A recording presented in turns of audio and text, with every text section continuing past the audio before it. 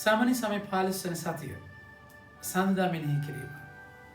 වචනේ සාමය සහ ලෝකයේ සාමය අතර ලොකු වෙනසක් තියෙනවා මගේ ප්‍රමාණය. වචනේ සාමය වෙනස්.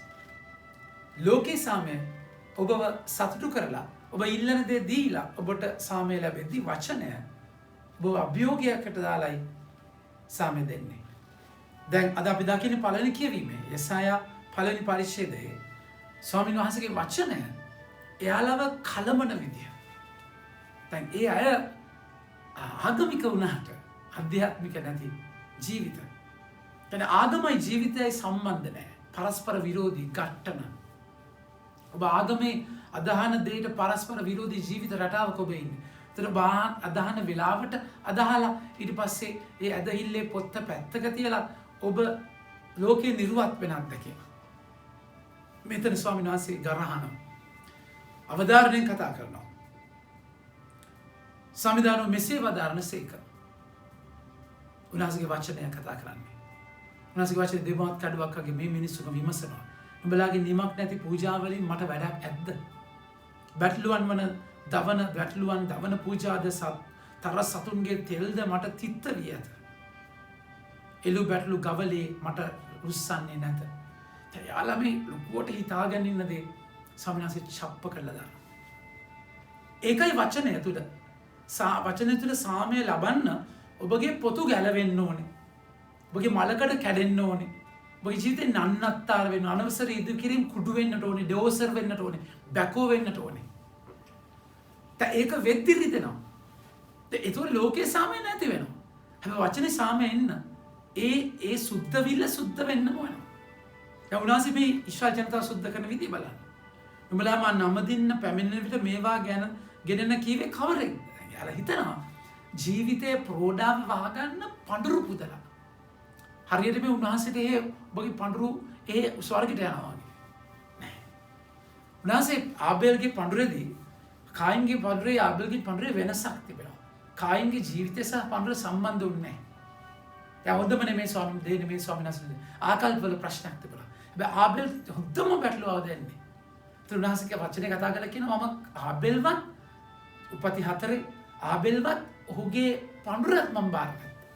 පඳුරයි යාගය සහ යාගයේ පුදන කෙනා අතර බැඳීමක් තියෙනවා.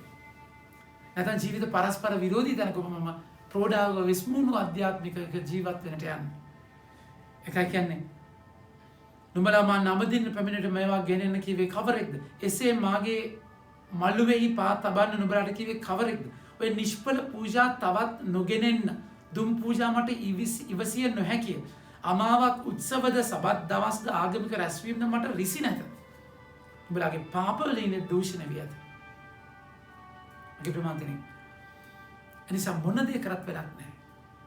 සම්බන්ධතාවය නැතුව. එනිසා තමයි මේ වචනේ අද එයාලගේ ජීවිතේ කඩන්නේ. එයාලගේ සාමය නැති කරන්නේ. එයාලා හිතාගෙන අත්තිවාරම් දෙදරන තැනකට ගේන්නේ. වචනේ දේ කරන්න ඕනේ.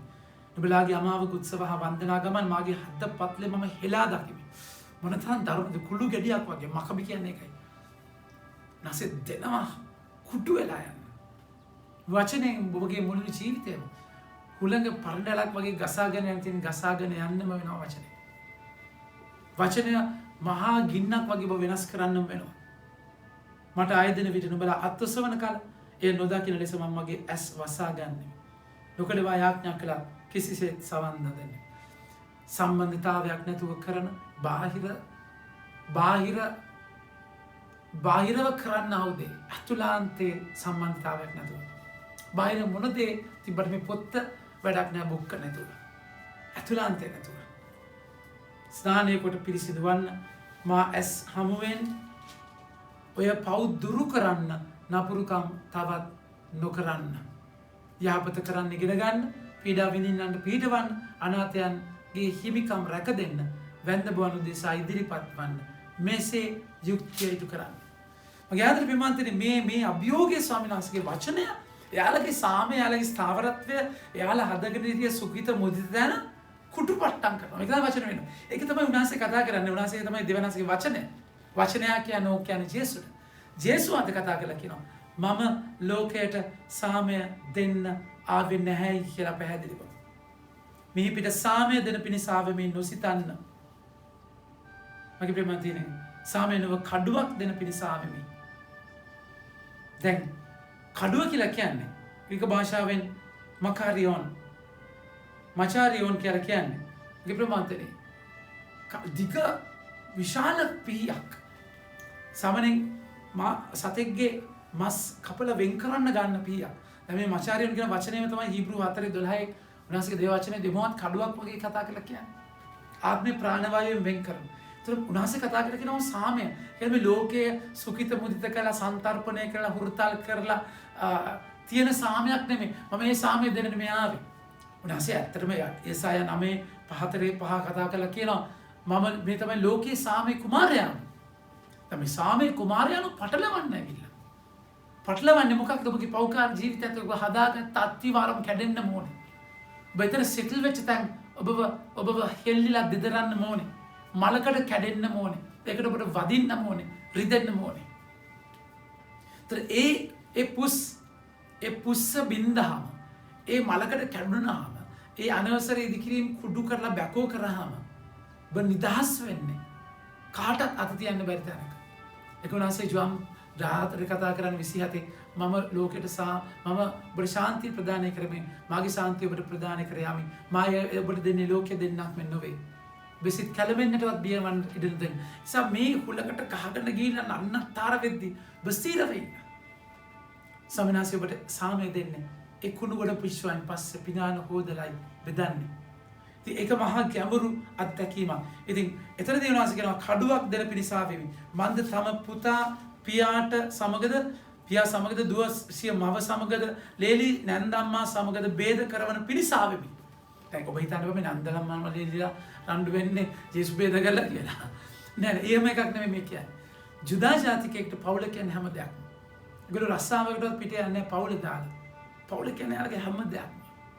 ඉතින් මේ ලෝකේ දෙක පරදි දෙයක් නෙමෙයි. ඒතර ඔබ ස්වාමීන් වහන්සේගේ තන දෙන්නේ වැරදි දෙයකටත් වඩා හරි ලස්සන දෙයකට.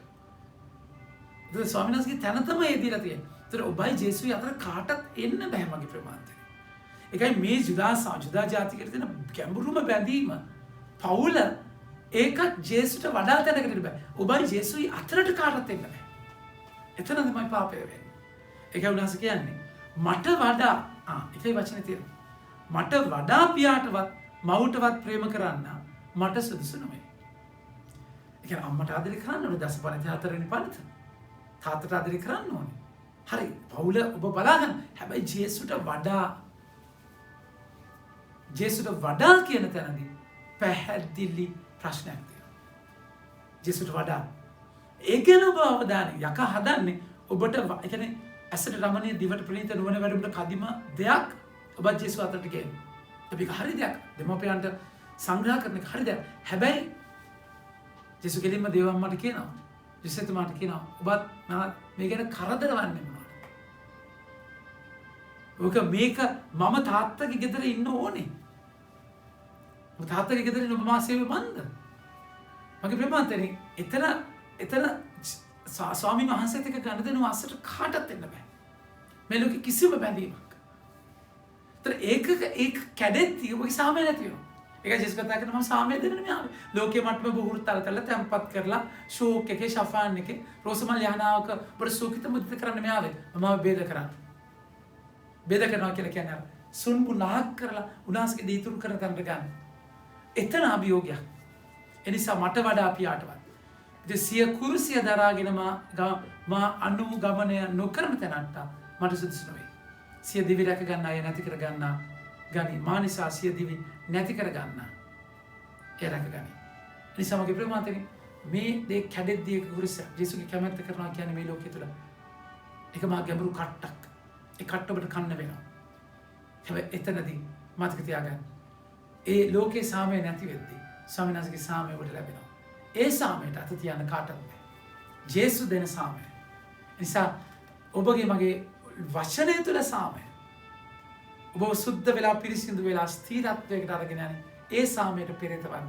ලෝකේ සාමයට බාල්දු වෙලා වචනය ලෝකේ සාමයට වහල් වෙලා වචනේ සාමය බාල්දු කරන්න එපා. වචනේ සාමය අයිති කරගන්න. ලෝකේ සාමයට මොනවා වුණත් අපිට ප්‍රශ්නයක් නැති නිසා උන්වහන්සේව අයිති කරගෙන ස්ථිරව ඉන්න. අමෙන්. ජෙස්පිරයි.